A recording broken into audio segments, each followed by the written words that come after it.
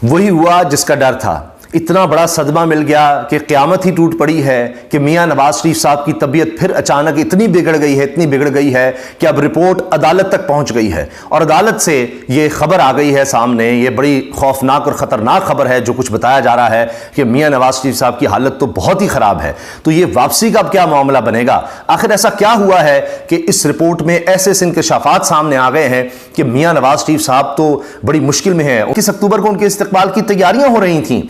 ये फिर क्या खबरें आ गई कि मियां नवाज शरीफ साहब को एक मुफाहमती जो नून लीग के अंदर धड़ा है उसने कहना शुरू कर दिया कि जी मियां साहब आप वहीं रुकें, मत आएं।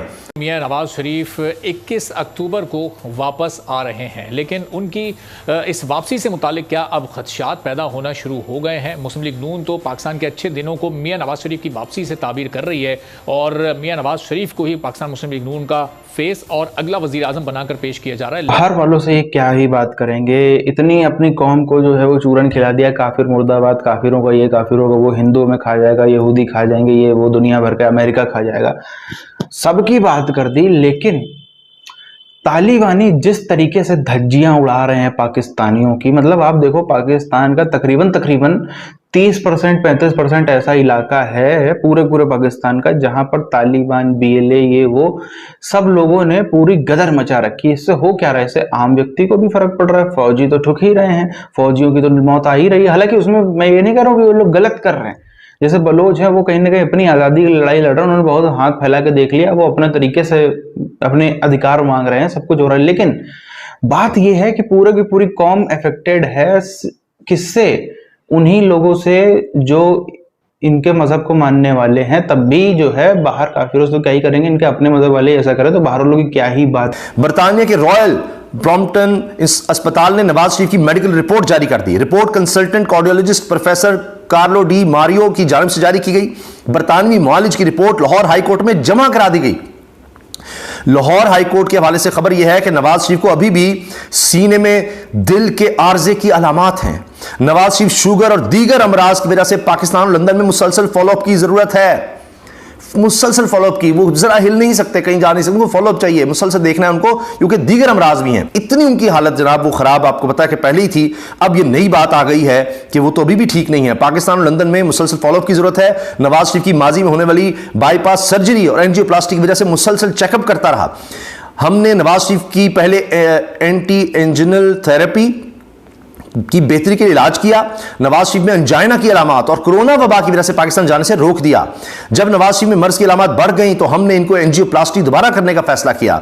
ये जनाब कहते हैं कि जी ये मियां नवाज शरीफ साहब की जो रिपोर्ट आई है उसको ये साथ दिखा भी रहे हैं कि उसमें कि वापसी भी हो सकती है कि जी इंस्टिगेशंस इन लंदन एंड पाकिस्तान।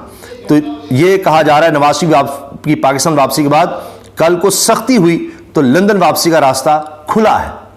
और जनाब किसी भी वक्त आप देख सकते हैं कि जी इतनी उनकी तबीयत ख़राब हो सकती है, तो लिहाजा उनको कभी दोबारा बरतानिया भी जाना पड़ सकता है। तंज भी कर रहे हैं कि जी ये कैसा आ गया, फिर प्लेटलेट्स गिर रहे हैं, फिर मसला हो रहा है, और फिर जाहिर है लोग सवाल पूछते हैं तो आखिर ऐसा क्या हुआ है।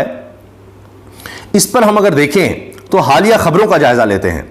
अब ये तो उनके डॉक्टर बता सकते हैं और जिस तरह उनके जो करीबी हल्के हैं वो बता सकते हैं कि आखिर क्या बना है मेडिकल तौर पर। लेकिन खबरों में जो आया है वो ये है कि अब मियां साहब इस तरह से दिल बहला रहे हैं। अफसरदगी, पजमुर्दगी यानी मायूसी और अजियत के माहौल में अगर आपको चंद लम्हे मुस्कुराहट को मिल जाए तो गनीमत है। आपको इन लोगों का शुक्रगुजार होना चाहिए। अच्छा, अब जनाब ऊपर से फैसल वाडा साहब, आप जानते हैं कि अब वो अहम लोगों में बैठते हैं और उनकी कही हुई बात अब टेलीविज़न पर नशर की जाती है, उसके बड़े मतलब लिए जाते हैं कि वो तो अब पेशगोइयाँ भी कर देंगे कि क्या होने वाला है किस वक्त। तो अब जनाब हुआ ये कि 9 मई वाक़यात की माफ़ी नहीं है तो नवाज शरीफ का तैयारा हाई जैक केस कैसे मुआफ़ हो गया, फैसल वाडा ने कहकर ज़ाहिर है सबको परेशान कर दिया शरीफ ख़ानदान को। और उसके बाद फिर हालत तो बिगड़नी थी, अब ये रिपोर्ट तो आनी थी। शहबाज शरीफ साहब ने कहा जी मैं अब निकलता हूँ, हमजा शहबाज निकलता है और देखते हैं क्या होता है। वो जब गए हैं तो वहाँ पर जनाब इतना शदीद एहतजाज हुआ कि बाज़ तो उसको ये कहने लगा जी शीशे भी तोड़ दिया, एक्सप्रेस ने शायद ये लगा दिया। और AR ने कहा जी लोग निकल आए, शदीद एहतजाज हर तरफ था, सब ने फिर इसको शेयर करना शुरू कर दिया और इस पर बात करना शुरू कर दी कि जी ये क्या हो गया है, ये तो तख्ते लाहौर के मालिक थे, ये तो हुक्मरान खानदान था, ये जो चाहते थे वो होता था, जो चाहे वो करें, लेकिन इनके साथ ये क्या हो गया। तो नून लीगी रहनुमाओं की नवाज शरीफ वतन वापसी मुलतवी करने की तजवीज़, ये एक्सप्रेस ने लगा दी जी खबर। और वो कह रहे हैं कि जनाब परेशान है अवाम और लिहाजा उसका जो गुस्सा है वो आप पर निकालेंगे।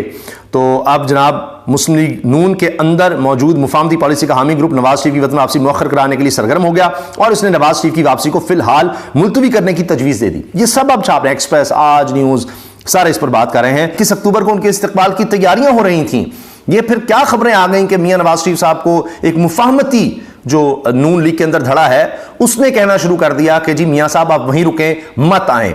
और फिर मियां साहब की मर्जी थी, वो उस मुफाहमती जो ग्रुप है नून लीग के अंदर, जो नून लीग के अंदर ग्रुप है उसकी ना सुनते, क्योंकि ये तो उनके सब लीडर कहते हैं कि मियां नवाज शरीफ साहब जो है ना फाइनल डिसीजन, आखिरी फैसला उन्होंने करना होता है। इतनी उनकी हालत जनाब वो खराब आपको पता है कि पहले ही थी, अब ये नई बात आ गई है कि वो तो अभी भी ठीक नहीं है। पाकिस्तान और लंदन में मुसलसल फॉलोअप की जरूरत है। नवाज शरीफ की माजी में होने वाली बाईपास सर्जरी और एंजियोप्लास्टी की वजह से मुसलसल चेकअप करता रहा। हमने नवाज शरीफ की पहले एंटी एंजिनल थेरेपी की बेहतरी के लिए इलाज किया, नवाज शरीफ में अंजाइना की अलामात और कोरोना वबा की वजह से पाकिस्तान जाने से रोक दिया। जब नवाज शरीफ में मर्ज की अलामात बढ़ गई तो हमने इनको एंजियोप्लास्टी दोबारा करने का फैसला किया। हॉस्पिटल से सामने आई है, उसके बाद क्या सूरत-ए-हाल तब्दील होने जा रही है, क्या कुछ शकूक और खदशात पैदा हो रहे हैं मियां साहब की वापसी से मुतालिक, और जब वो वापस आ जाएंगे तो पाकिस्तान की सियासत में क्या तब्दीली आएगी। रॉयल प्रॉम्प्टन हॉस्पिटल है जहाँ से ये रिपोर्ट जारी की गई है और कार्डियोलॉजिस्ट हैं कार्लो डी मारियो, जिनकी जानिब से ये मियां साहब की तबीयत से मुतालिक बड़ा तफसीली तौर पर आगाह किया गया है। और ये बताया गया इस रिपोर्ट में कि नवाज शरीफ अब भी दिल के आर्जे में मुब्तला हैं, उन्हें शुगर और दीगर अमराज भी हैं और इसी वजह से पाकिस्तान और लंदन वो जहां पर भी रहें उनका मुसलसल मेडिकल चेकअप होना ज़रूरी है। इस रिपोर्ट में साथ ही ये भी कहा गया है कि माजी के बाईपास सर्जरी और एंजियोप्लास्टी के सबब नवाज शरीफ का मुस्तकिल बुनियादों पर चेकअप किया जाता रहा। नवाज शरीफ की पहले एंटी एंजिनल थेरेपी की गई और उसकी बेहतरी के लिए ये इलाज किया जाता रहा, जबकि इस रिपोर्ट में नवाज शरीफ को एंजाइना की अलामात और कोरोना की वजह से यह बताया गया कि पाकिस्तान जाने से रोका गया था और एक एंजियोप्लास्टी भी की गई थी और उसमें स्टंट उनके डाले गए थे जो गुज़िश्ता साल नवंबर 2022 में हुई। अब सेहत के वाकई बड़े संजीदा नौयत के मसाइल इस वक्त मियां साहब को दरपेश हैं, तो फिर इतने बड़े चैलेंजेस जो कि इस वक्त पाकिस्तान को दरपेश हैं, इन मसाइल के साथ वो उनसे कैसे निपटेंगे और पाकिस्तान की मईशत में और जो पाकिस्तान के दीगर उमूर हैं उसमें बेहतरी कैसे लेकर आएंगे। मियां साहब की सेहत इजाज़त देगी कि वो इस तरह से कैंपेन करें और फिर जिस एतमाद और यकीन का इजहार इस वक्त मुस्लिम लीग नून की क़यादत कर रही है कि मियां साहब ही चौथी बार वज़ीर आज़म बनने जा रहे हैं, तो फिर जो दीगर सियासी जमातें हैं, पीपल्स पार्टी को उस पर एतराज़ है, इख्तलाफ है कि उन्हें लेवल प्लेइंग फील्ड नहीं मिल रही। क्या JUI, क्या काफ लीग और दीगर सियासी जमातों के लिए लेवल प्लेइंग फील्ड है,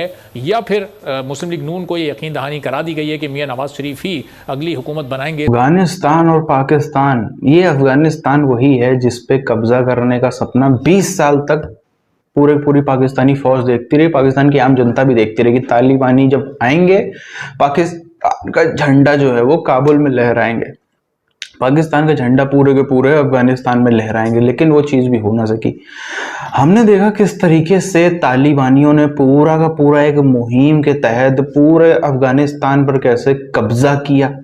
अब खैर वो तो कब्जे से के अलावा उसको कुछ और टर्म दिया नहीं जाएगा, लेकिन उनके पास में संख्या कम थी अमेरिकी फौज के खिलाफ। हम देखें जो अफगानिस्तान की अपनी फौज थी उसके मुकाबले देखें तो संख्या जरूर कम थी, पर खिलाफत थी।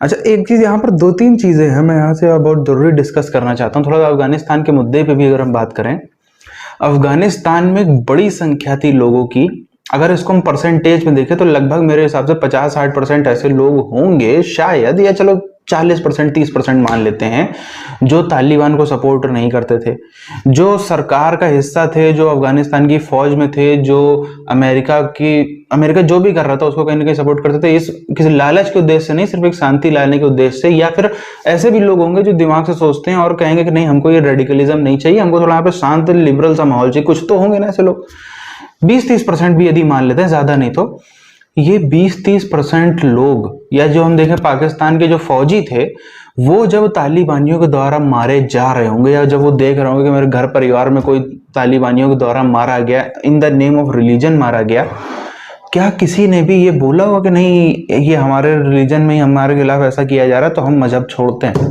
नहीं देखा। लेकिन वहीं पे हम यहीं भारत के अंदर देखते हैं कुछ एक ऐसी शर्मनाक घटनाएं सामने आ जाती हैं जहां पर एक भाषा दूसरे भाषा वालों से लड़े, एक जाति दूसरी जाति वालों से लड़े, या कुछ भी किसी प्रकार के एक पंथ दूसरे पंथ वालों से लड़े, तो सबसे पहला जो अटैक होता है वो ना कि उस व्यक्ति पे जिसने ये कुछ किया है, वो सबसे पहला अटैक होता है धर्म पे कि भैया इसके पीछे जो भी कुछ हो रहा है इसके सबसे पहले धर्म ही जिम्मेदार है। तो कहीं ना कहीं देखना पड़ेगा कि ये जो कहीं ना कहीं भारत में इतना ज्यादा 1000 सालों की गुलामी रही, अभी तक भी जो पूरी तरीके से उभर नहीं पाया उससे, इसमें बहुत बड़ी संख्या यहाँ के लोगों की, सबकी ही 100% समाज की जो संकीर्ण विचारधारा है उसकी भी है कि कुछ लोग यदि कुछ गलत करते हैं तो उसकी वजह से पूरे सबसे पहला अटैक सीधे सीधे धर्म पे होता है कि तो भैया धर्म की वजह से हो रहा है, जैसे धर्म ही सिखा रहा है, पता नहीं कहाँ कहाँ पे क्या क्या लिखा है, ऐसी ही बातें होती हैं। अब फिर से हम लोग यदि टॉपिक पर आए तो ये चीज समझ में आती है कि अब अफगानिस्तान वाले भी या तालिबान वाले भी जैसे पाकिस्तानी फौजियों को पीट रहे हैं, मार रहे हैं, खत्म कर रहे हैं, पाकिस्तान में कितने मुसलमान कह रहे हैं कि नहीं नहीं इस वजह से इन लोगों के पास में खिलाफत है, ये लोग तो धर्म के नाम पे सब कर रहे हैं, मजहब के नाम पे कर रहे हैं, इस वजह से हम लोग इस्लाम को त्यागते हैं। नहीं है, यही वो फर्क है जो दिखाता है, जो बताने के लिए काफी है कि क्यों आखिर भारत का बहुसंख्यक समाज जो है वो परेशान है, क्यों आखिर इनका जो है ये कहने कितनी बातें कहने की मिटती नहीं हस्ती हमारी, लेकिन इनकी हस्ती कैसे मिटती चली जा रही है, कैसे जमीन सिकुड़ती जा रही, कहाँ कहाँ जगहों से भगाए जा रहे अपने देश के अंदर। सब चीजों का जो एक सार है वो हमको इन्हीं चंद 4-5 चीजों को हम देख लें तो समझ में आ जाता है।